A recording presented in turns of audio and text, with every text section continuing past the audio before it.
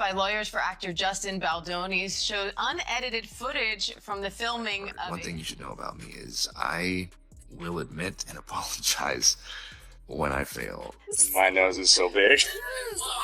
I was hoping that we could address this. It's not too late. Justin, maybe you need to stop talking about my wife's... Wait, what is your problem, Ryan? My money is on Blake Lively being wrong. Teaching Justin how to pull you in. I love this. I felt good in the moment, and for her to use this vulnerable moment against me. You literally know nothing about women. Get prepared, because what we found is nothing less than mind-blowing. For the very first time, there is entry to personal text chats and voice notes that were never added in the legal case, exposing surprising facts about Blake Lively and Justin Baldon's connection.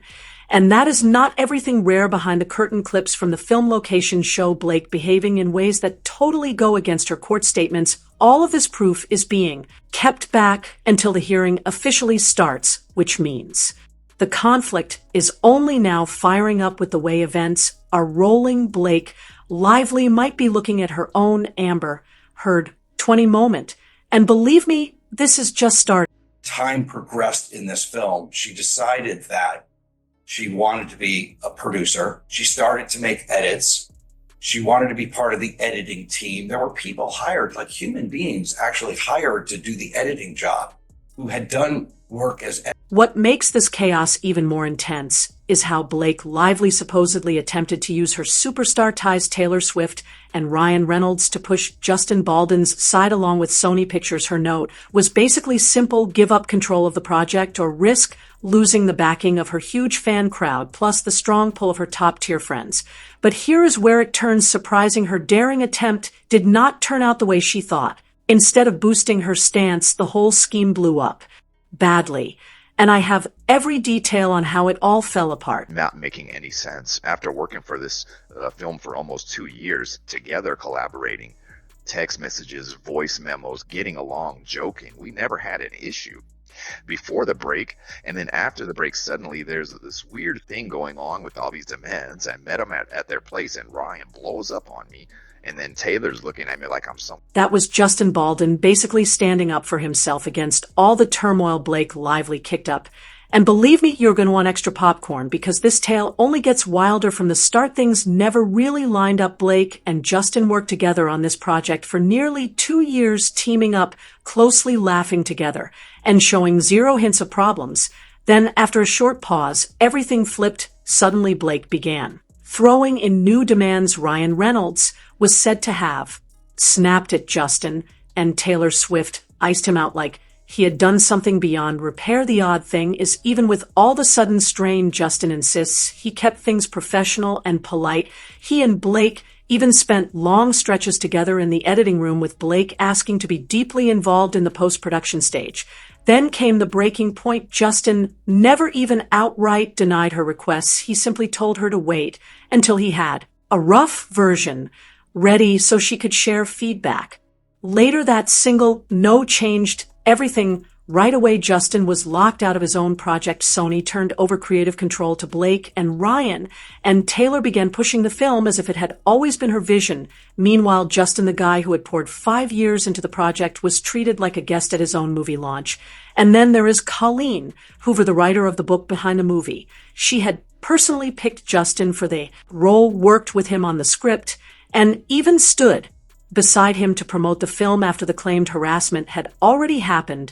But once Blake filed her lawsuit, Colleen suddenly flipped sides. Her Instagram message backing Blake left Justin stunned, raising the question, was this all planned from the beginning, or did Blake switch the plan once she stopped getting her way? While the legal battle grew, another angle showed up when Justin's backers noticed personal info about him being leaked online. It was a harsh reminder of how exposed anyone can be in the online age. Old addresses, phone numbers, and emails all popping back up in shady corners of the web. Some even noted how tough and pricey it can be to scrub such private details once they are out there.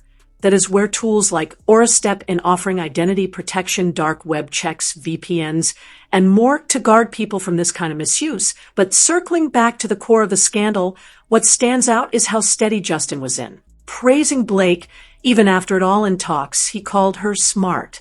Gifted and fully engaged in the creative journey, he gave her full acknowledgement for shaping the movie, especially in sensitive scenes, saying she had a sharp vision of how they should play on screen. So, how do we balance these clashing stories? On one side, you have Blake casting herself as the target of wrongdoing, on the other, Justin's constant respect for her input, even as he gets pushed aside from his own film. Sparks tough questions. Did Blake honestly feel undermined, or was she angling for more? Control. Was Ryan and Taylor's role simply loyalty to Blake, or part of a wider plan to gain public support? And what about Colleen Hoover's sudden turn? Was it real, or the result of pressure from the industry's biggest names? The deeper you go, the cloudier it becomes. What began as a simple book-to-film adaptation has twisted into one of Hollywood's messiest dramas in years, a storm of lawsuits, friendships, strained reputations at risk, and trust broken. One thing is for sure, this is no longer just about a movie. It is about power, influence, and the danger of mixing personal ties with work in a world where image is everything. With us, so I'm hoping to see you back in the double duty role. I think there are better people for that one. Justin. I think Blake Lively's ready to direct. After Blake shut Justin out of the project, seized full control, and reworked everything, she never once praised him in public, even though her private text showed another side in those messages. She thanked him, called him gifted, and showed appreciation for his teamwork. But just when it seemed like the chaos could not grow any bigger, Blake dropped a shocker, accusing Justin of acting improper during their close scenes. At first, her case painted a picture. Without context, without evidence, just her word against his. The public was left wondering what really went on behind the scenes. That is, until Justin's lawyers released the raw footage of the very scene Blake had pointed to in her claims. Suddenly, everything turned. The uncut video showed a completely different reality from the one Blake had described, flipping the story and leaving everyone doubting her charges. I know. And my nose is so big. I was hoping that we could address this. It's not too late. Just gotta shut down. We gotta call an insurance month and just deal with that. Yeah. And then Blake was not just performing in those close scenes. She was also guiding them, stepping in as the intimacy lead and making major calls on how they should play out. Yet later in her case, she accused Justin of pushing limits, improvising, and kissing her too much. Here is the twist. Before the filming break, there were only 2 written kissing moments, nothing extra, no add-ons. But once shooting picked back up, Blake came back with fresh demands and refused to meet with the real intimacy lead, making her claims seem even more doubtful. It looked like she was rewriting the past to edge Justin out, and Blake was not doing it alone. Colleen Hoover, who had once called Justin's script flawless, suddenly changed sides the instant Blake took charge. She helped reshape the film, cutting Justin out of the project he had built from the start. Then came Taylor Swift's unexpected part. Justin had personally found the young actress chosen as Lily and fought to secure her the role. But who gave the final approval? Not Justin, it was Blake, and Taylor, the actress herself, admitted Taylor had the last word. And when press interviews came out, Justin's role in finding her was never even brought up. It was like his work had been wiped from the very project he had spent years molding. It's all pretty much Blake's, styling. She's been my stylist. And then these are her shoes. Blake's shoes. So, literally all Blake. Yep. I feel so lucky. She is an angel. She is a guiding light. She's a force. She is everything you'd want as a mentor and as somebody to look up to. Blake was not finished stirring trouble, not even close. She and Ryan Reynolds had been quietly throwing digs at Justin for months, teasing him in ways that most people did not notice until all the clues lined up. Looking back to the start, the larger picture shows a drama far deeper than anyone thought. Reports say Ryan himself had a role in shaping the script, adjusting scenes right alongside Blake. One cast member even confirmed Ryan had written several parts and given major input, something almost no other actor would have been allowed to do. But with Blake in the mix, the rules shifted from the very beginning. Blake and Ryan were changing lines daily, tweaking the script in ways that caused tension behind the curtain. Blake knew exactly how to play Justin. She complimented him, calling him one of the best filmmakers she had ever worked with, contrasting him with earlier directors who she claimed never respected her ideas, feeling flattered and wanting to work fairly. Justin gave her creative space. That is how Blake ended up rewriting a crucial rooftop moment, cementing her sway over the project and showing she knew exactly how to secure what she wanted. Blake for his response to her creative changes to the film's pivotal rooftop scene. Will you please get down from there? I'm good, thanks. Blake did not just stop at adjusting one scene. She went all out to prove her sway. She proudly shared that both Ryan Reynolds and Taylor Swift loved her reworked version of the rooftop moment and were eager to see how Justin would respond. To push things even further, she invited Justin to her penthouse, where Ryan and Taylor boosted her writing, convincing him it had to stay in the movie. Flattered, Justin later messaged her praising her skill, admitting he truly liked what she had done, and even promising to weave some of her ideas into the finished version. In one text, Blake compared herself to Daenerys from Game of Thrones, making it obvious she had powerful dragons on her side. Ryan and Taylor, who she believed could help her bend the industry to her. Well, this was not just casual name dropping. It was a planned display of strength, a reminder that she had heavy-hitting allies in both film and music. But Blake did not stop at a single rewrite. She wanted more. Soon she started pressing to reshape the entire script, and Justin, trying to keep peace, allowed her to make daily changes. What began as small tweaks turned into nonstop questioning of every scene, leaving Justin caught between teamwork and control. The brilliance of Blake Lively. I don't think people realize how involved she was in this movie. She was extremely involved, and she really made the film better. And especially when it came to intimacy and all of that, like, she had a very clear vision, and she was telling me what she thought would work. Before shooting even started, problems were already forming. Supposedly, Justin made an offhand comment about Blake's weight, which quickly turned into claims of body shaming. In truth, he had only asked her trainer about her weight because one scene required him to lift her. And with his back issues, he wanted to make sure it was safe. But the private chat did not stay private. Blake got upset and told Ryan, who instantly confronted Justin at their penthouse.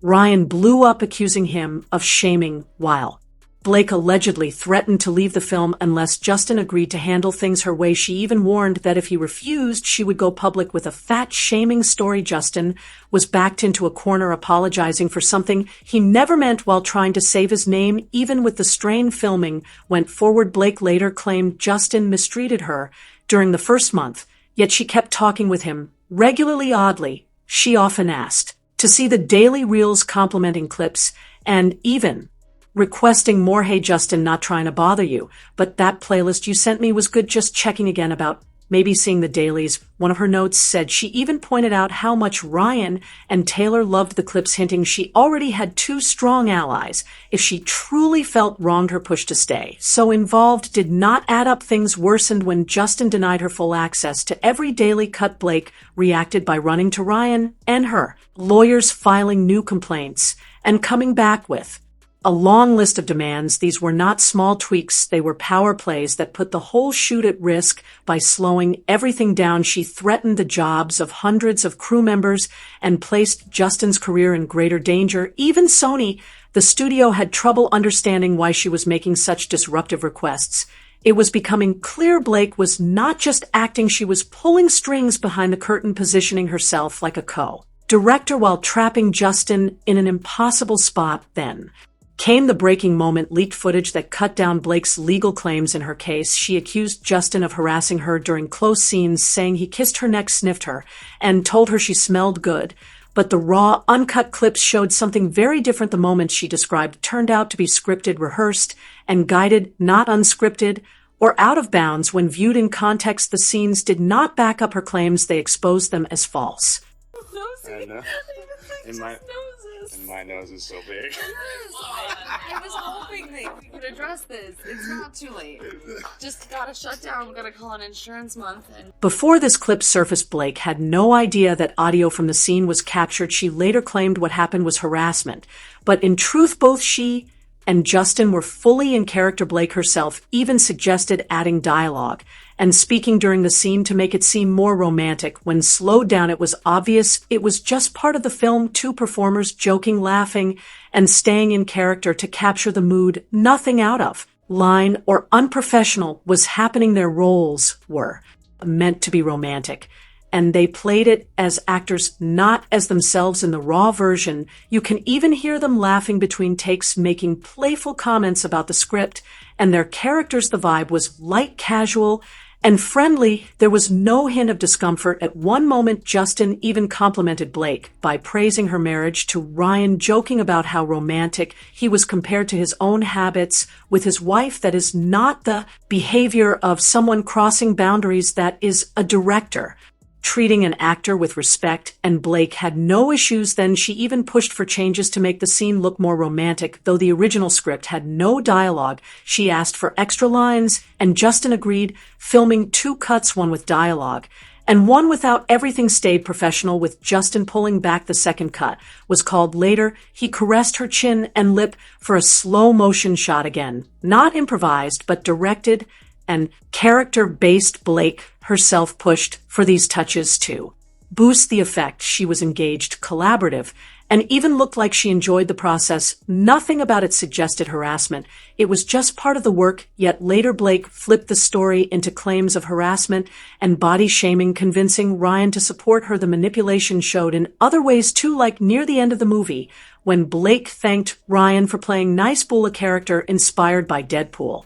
But strangely, Ryan had never even worked with Justin before, so why model a role after someone he barely knew? It seemed Blake fed Ryan her view of Justin, shaping how he saw him and steering how the character was written. Fans quickly noticed Nice Bull constantly joked about body issues like weak bones and fragile health, which echoed Justin's real back problems. This linked back to Blake's earlier fat shaming claim, even though Justin had only asked her trainer about her weight to make sure a lift scene was safe. When you put the pieces together, Blake's story does not stand the raw clips show scripted acting, playful banter, and staged romance. Justin stayed professional, while Blake appeared to twist things, convincing Ryan he was a problem and using that story to gain more control on set. What complicates this even more is Justin's record outside the project. He has long spoken up for women in film, pushed respect and equality, and even hosts a podcast spotlighting women's voices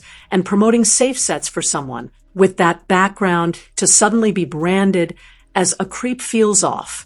Even people close to the movie called the case suspicious. Some think Blake's motive was not just personal but tactical. Reports say Justin had already locked in rights to direct the sequel. If Blake could damage his name enough, she might edge into that spot. And with her network of Ryan and Taylor, she had the star power to push her version.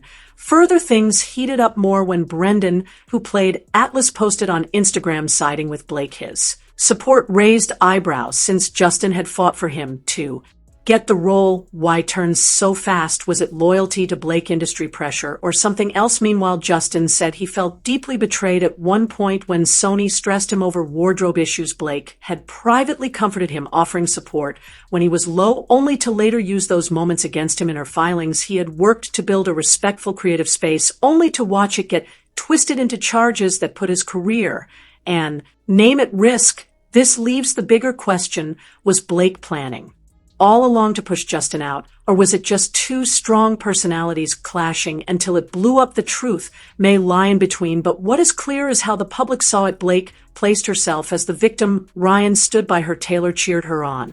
And suddenly Justin was painted as the villain, even with proof saying otherwise. The leaked clips weakened her claims. The behind-the-scenes exchanges showed teamwork, not abuse, and the fat shaming issue looked more like a safety concern about Justin's back. Yet once public opinion tilts, it is nearly impossible to undo the damage that is the corner Justin stands in now, fighting for his name while trying to hold his career together.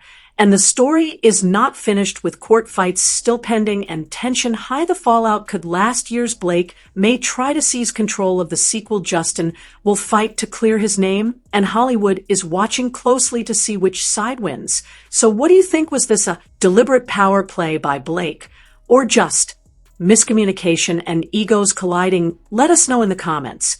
And while you're here, don't forget to like, subscribe, and check our other videos for more explosive updates like this.